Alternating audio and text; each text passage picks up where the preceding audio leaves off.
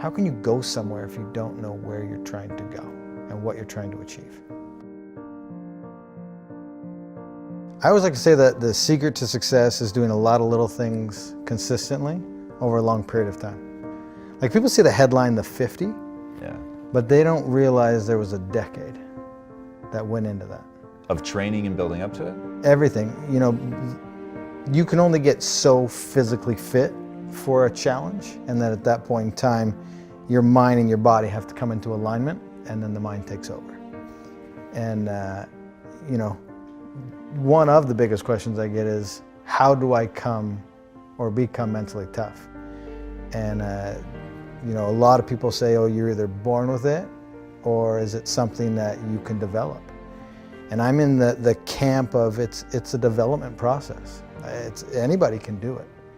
And I mean, it started for me in 7th grade.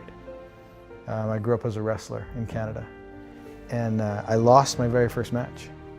In fact, I lost almost every match after that. Wow. the entire season. Why'd you keep going? Yeah, I just, you know, I'm the type of person that I don't love to be defined by those moments. It was like the 5K that I huff, or the 4-mile fun run. I don't like the word fun and run together. But either. Yeah.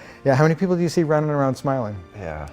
But for me, I don't enjoy those moments to define me, and I wanna overcome that. And so I would wake up and study the sport and show up and you know, you always hear show up early and stay late. And I really did that, and by the time I hit my senior year, I went undefeated. Wow. And it's not because I had any talent, it's because I was willing to show up. And so for me, that's where it starts. Everybody always says I have bad knees. And I say you have bad knees because you don't run. And because that guy right there in that stadium that couldn't get up and walk after his marathon shouldn't have gone on and did what I did. Which means also that I'm not talented or gifted. It was a process that I went through and figured it out. I was obsessed with that not being my defining moment, right? A marathon was the pinnacle of running at the time, and I only gave myself 5 months to get ready for it. And I coach full time now with athletes, and one of the biggest things I try to get people to do is back down off the inspiration and let's build a foundation. Because having a giant goal is phenomenal, and you should. But as long as the time frame associated with it has the proper balance. Because when I did the first world record, had I had the idea to do 50 consecutive, it still would have been a great goal, but not in that year. I had to go through the process and take my knocks and learn and evolve and grow to get to that point where I could even, you know, toe the line for 50. How much of the learning and growing was your body growing and getting stronger and more capable, and how much was knowing how to deal with what you were going to go through mentally? Yeah, both play a very pivotal role, because the amount of volume that I was doing, it's the smaller stabilizers, ligaments, tendons that don't develop as fast as muscles do. And that's why a lot of people get hurt, because they go too quick with the development of these things. And the muscles will always grow faster than the smaller stabilizers things. And people aren't paying attention to those details. And they just get so excited with the enormity of the journey that they're not paying attention to those small things. And if you overlook those, you're gonna get injured and you're gonna be sidelined. Mental's obviously huge. And that is the sword that you have to continually sharpen. So again, the goal would have been great in 2010. I wasn't nearly mentally tough enough. I had to go through that process to where I could wake up and do it. It's like a muscle. It's like a cardiovascular system. It's something that you can develop, but it takes time. Confidence builds confidence, and success builds success. And having not taken the right steps, I would have ultimately failed come time for the 50. One reason was not enough for me to get back on my bike and do 20 more Ironmans. But as I started going through the list of everything that I was doing and why I was doing it, it's interesting because I would gather them all together, and I'd focus on this big ball. and I would bring it in close to me. And as soon as I focused on that, I started to experience a rebirth.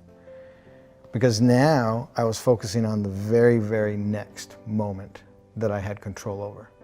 And everything that I was trying to accomplish and why I was there. And I call this process, now looking back on it, both a rebirth and putting on my uniform, which was the alter ego. And my uniform was those yellow sunglasses you've seen me wear in some of my pictures. And when I put those glasses on, that's when the Iron Cowboy comes out. And that dude is a bad, bad man. And there's nothing that's gonna get in his way. And I do a lot of speaking from stage now, and I want to encourage people to find whatever their uniform is, find whatever their alter ego is. Because when you discover that and how to flip that switch, that's when nothing gets in your way, and that's where you shift your focus and you realize what your purpose is. And I knew if I had the courage to get back on my bike and finish that day and then do the 20 more, my life would be different. That you're thinking that while you're there on the ground. And this whole process was about 8 minutes. The whole thing from complete meltdown to breaking all of the purposes and whys down to the realization, the rebirth, and getting back on and going. And it can happen that quick. We're moments away every day from a decision that's going to completely change our life. Every single moment of every single day has a massive impact on where you ultimately end up. And so that was a huge turning point, but it was all the decisions before and after that led to that moment.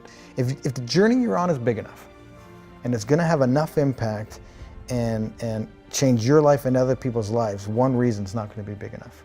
And you need to put a lot of thought and a lot of preparation and a lot of meditation into all of the reasons why.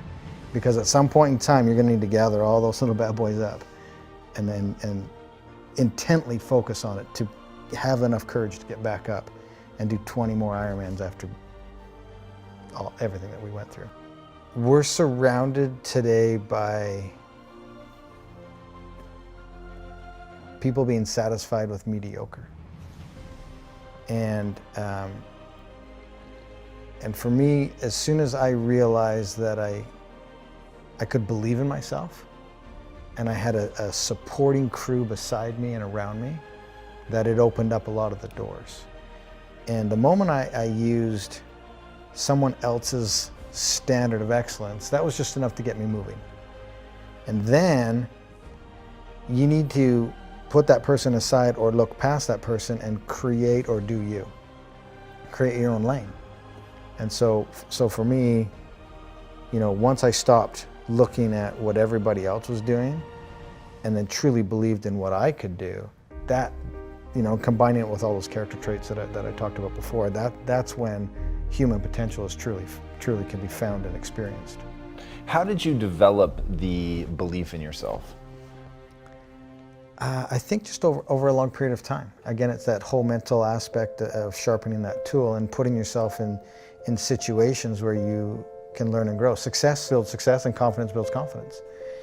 And just over time, as I started to do things, I was becoming successful at them. And I was doing a lot of little things consistently over a long period of time. And that's what allowed me to build the confidence to take on the next. And so it was learned. It was learned by doing and taking massive amounts of action. You have to immediately act and go after it. The only thing I'm trying to do is to get people to open their minds as to what is possible.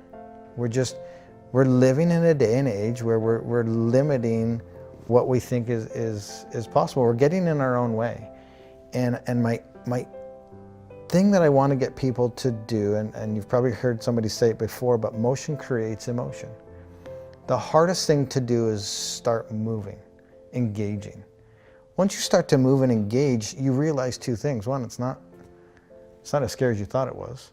And two, you actually start enjoying what you're doing. It was the only thing that was scaring you was the first action. Dude, I'm just like every ordinary dude that's out there. I just have learned to put myself in the game. I've learned to show up every single day. The moment you realize the next step isn't going to kill you, and that next step is the first step to evolving, changing, growing, and learning and becoming literally the best version of yourself, that's the most beautiful thing. It's not going to kill you. And putting yourself in the game, you're giving yourself an opportunity to achieve something that everybody else said was impossible. What do you say, or as a speaker, what do you say to somebody who they don't know what they want? I've got a friend right now who's massively struggling, and it's the exact question I asked him. I said, what do you want? What's your passion? What are you trying to accomplish? He could not answer the question. And so my next question was, this is what you have to do first. You have to find out what you want and where you want to go. Then we can start formulating the plan. You can't formulate a plan and figure out the steps unless you know where you're trying to go. You'll just spin around in circles and probably move backwards. How can you go somewhere if you don't know where you're trying to go and what you're trying to achieve? And here's what people do, is they get dead set on the journey that they want to take, and they're so rigid with how they're going to get there that they don't see the door over here, and they don't see the bend in the river, and they try to cut because they know they're going right here, and they try to cut through. Well, they didn't know at this bend of the river there was a paradise and a picnic waiting for them that would have opened up a door. Maybe their sweetheart was waiting there for them. Don't be so rigid with how you're going to get there, because that's how you're going to discover what your passions are and who's supposed to be on your journey. And that's how truly you're going to discover what your passions are, by showing up every day, digging, grinding, hustle, whatever you want to call it, and being open to all the opportunities. Yeah, for sure. One thing I've learned is I can't change anybody. They have to be in a space and ready to do it and do it for themselves. And so for me to hold somebody to my standard, I think is somewhat unfair. Now, I hate excuses. I hate entitlement. I want to hold people to that standard, but it's not fair because they're on their own journey, and I'm not living from their perspective. Everybody's heart is different. And for me to judge somebody else to my standard is unfair because I don't know where they are in their journey. And they could be at the beginning stages, and it would have been unfair to judge me at 24. 41 today. I've learned a lot and I've grown a lot. So my standard at 41 is different than my standard at 24. So if I'm trying to hold a 24-year-old to my standard, probably not realistic. Maybe I'm cautioning people that are listening to take a step back and to understand, take a minute to understand what that person's heart possibly is and where they are on their journey in retrospect to where you are on your journey. That's really, really insightful. I love that a lot. And knowing what somebody's heart is, I think is, I'm going to use that. That's really, really interesting. What is the impact that you want to have on the world? Man, the impact. I am not here today to change anybody. And we just had a good conversation about people at different times of their journey.